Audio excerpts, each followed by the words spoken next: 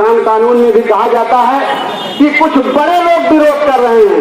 छोटे किसानों के तो ये हित का है, बड़े लोग विरोध कर रहे हैं, बिचौलिया विरोध कर रहे हैं। बड़े लोग विरोध नहीं कर रहे हैं, कह रहे हैं राजनीतिक पार्टी के लोग विरोध कर रहे हैं। राजनीतिक पार्टी के लोग विरोध नहीं कर रहे हैं। हम इसलिए विरोध कर रहे हैं कि हम भी एक किसान हैं, हमारी भी जड़ किसान से है, हमारे माँ बाप भी किसान हैं, हम खुद किसान हैं।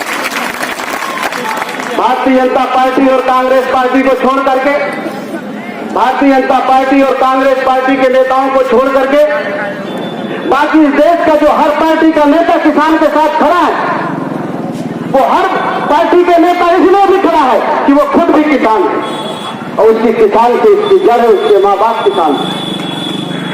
ये खुशी की बात है कि कांग्रेस पार्टी के नेता किसान होते हुए नहीं है, लेकिन फिर भी वो किसानों के साथ खड़े हैं। लेकिन भारतीय जनता पार्टी के जो नेता हैं वो किसान के बारे में तो जानते ही नहीं।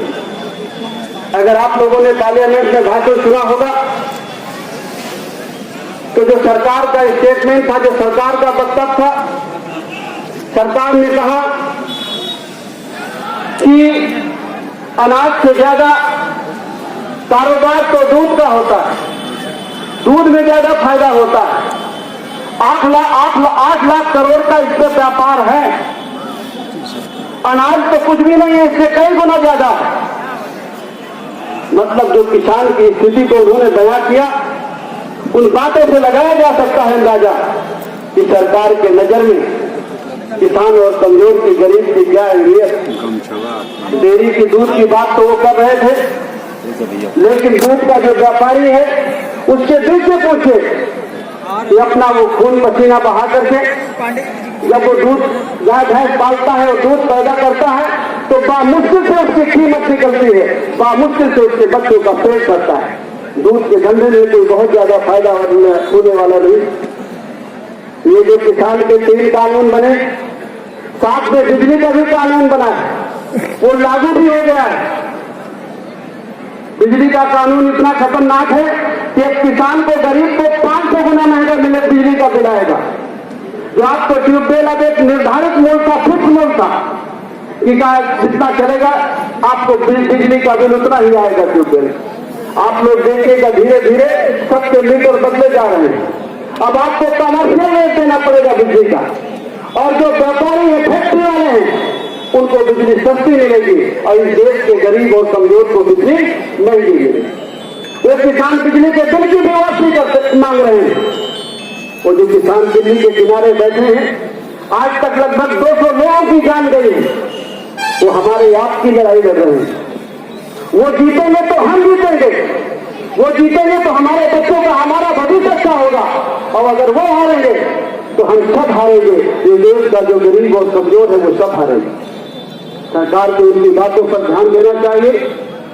यही किसान और कमजोर मजदूर लोग हैं जो इन्हीं के बच्चे पुलिस में हैं, जो कानून व्यवस्था को देखते हैं। इन्हीं के बच्चे सेना में है, फौज में है, जो देश के बॉर्डर में बैठ करके देश की सुरक्षा करते हैं।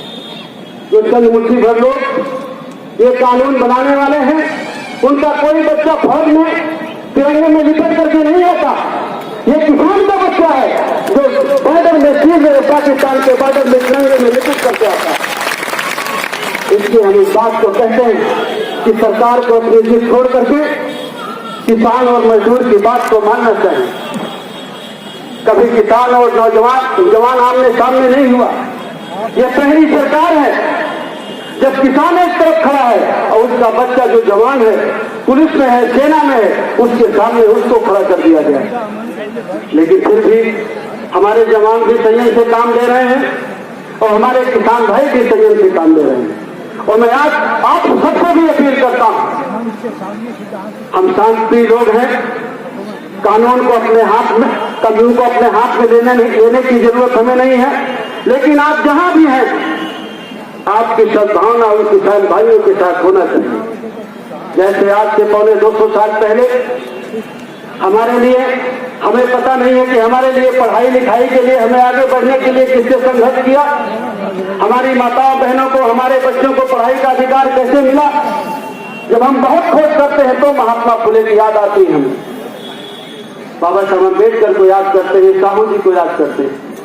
आज उसी तरह की लड़ाई वो बॉर्डर पे बैठा किसान लड़ रहा है, जिसका बेटा पुलिस में है, सेना में है, और सरकार सुनने का काम नहीं कर रही। इसलिए मेरी आप लोगों से अपील है कि आप सब लोग जहां भी हैं, आपकी सद्भावनाएं उन किसान भाइयों के साथ होना चाहिए, आपकी प्रार्थना, आपकी प्रेयर उन किसान भाइयों के साथ होना चाहिए कि ईश्वर करे, परमात्मा करे, भगवान बुद्ध की कृपा हो कि वो जीते।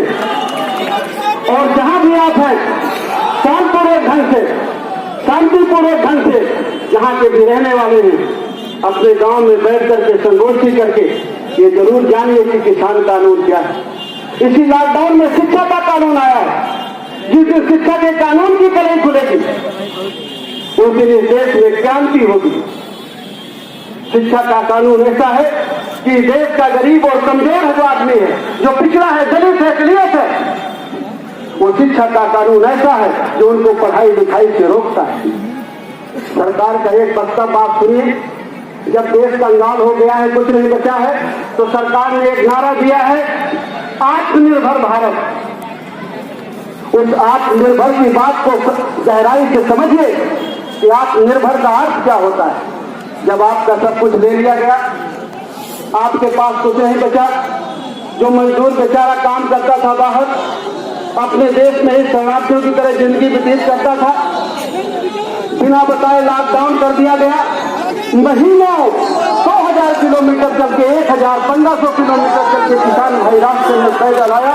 इस तरह की अप्रैल और मई बहुत सारे हमारे भाइयों की जानें रास्ते में चली गई, बहुत सारे हमारे बहनों के बेटियों के रास्ते में बच्चे हुए और बहुत सारे बच्चे हमारे अनाथ हो गए। लेकिन उन 2 महीनों में सरकार को मजदूर की, गरीब की ध्यान नहीं आई। और वो मजदूर और वो जो गरीब जो मजदूरी करने जाता है वो कोई और नहीं है, वो हमारा भाई है, अपना भाई है। हम में से कोई ऐसा आदमी नहीं है, चाहे जितना बड़ा आदमी हो, कि उसके परिवार का आदमी मजदूर ना हो, उसका रिश्तेदार मजदूर ना हो। लेकिन सरकार की नजर में उन 2 महीनों में मजदूर नजर नहीं आए। सरकार ये जानती थी कि जब वो लौट करके आ जाएंगे पैदल चल करके, तो 5 किलो अनाज दे देंगे, कुछ को कॉलोनी दे देंगे, कुछ को गैस सिलेंडर दे दिया है, कुछ के खाते में 500 रुपया डाल देंगे, किसी को 2,000 दे देंगे, तो उतने में ये खुश हो जाएंगे। वो जानते हैं हमारी आदत को। चुनाव के मौके पर 2,000 रुपया तो खाते में आए थे, 2,000 रुपये में तो अपना ईमान और स्वाभिमान हमारा सब बिक गया था। एक गैस सिलेंडर और चूल्हे में और कॉलोनी में ही तो हमारा मान सम्मान दिख गया था।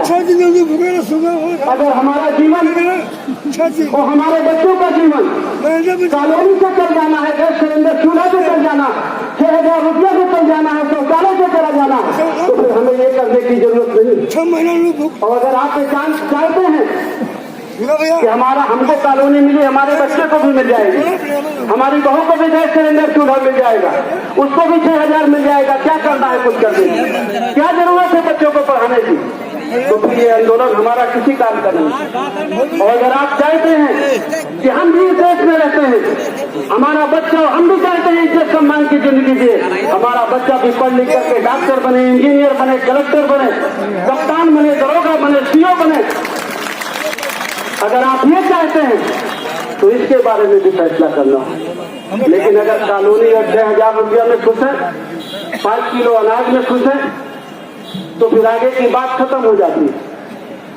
मैंने एक दिन पूछा, जो सत्ता में बैठे लोग हैं, मैंने उनसे कहा कि भाई कुछ शिक्षा के बारे में भी काम करो, कुछ रोजगार के बारे में भी काम करो। ये पढ़े लिखे बच्चे बेरोजगार हो रहे हैं, सारी चीजें आप बेचे दे रहे हो। उन्होंने कहा कि हम 5 किलो अनाज तो दे रहे हैं, चूल्हा भी दे रहे हैं, गैस सिलेंडर भी दे रहे हैं, 6,000 रुपया दे रहे हैं, और क्या जरूरत है। और अगर ज्यादा जरूरत पड़े, पाप उनको लग जाए तो हम फ्री बसें चला देंगे, तो संगम नहा रहेंगे। और ज्यादा जरूरत होगी तो बद्रीनाथ के दर्शन करेंगे। मैंने उनसे पूछा, यार वो लोग कह रहे हैं कि हमें भी पढ़ाई का हक हो, हमें कोई शिक्षा जो आप प्राइवेट के हाथों में देने जा रहे हो, तो गरीब का बच्चा पढ़ नहीं पाएगा। तो वो चाहते हैं कि शिक्षा सस्ती हो, बच्चों को रोजगार मिले, पढ़ाई का हक हो। तो उन्होंने कहा ना ना ना ना भाई, पढ़ाई लिखाई अच्छी तो हमारा बच्चा करेगा, कप्तान और कलेक्टर तो उन्हीं का बच्चा बनेगा, डॉक्टर तो उन्हीं का बच्चा बनेगा। 5 किलो पे 15 किलो अनाज दे दो, 1 कॉलोनी के 2 कॉलोनी दे दो, 1 सिलेंडर के 2 सिलेंडर ले लो, 6,000 के 12,000 ले लो। लेकिन ये बात मत करो कि रोजगार दो, ये बात मत करो कि हमारा बच्चा भी पढ़े। इस पढ़ने का राइट तो हम ही को रहेगा। जो 200 साल पहले कानून था, उसी कानून को वो लागू करने की कोशिश में लगे हुए।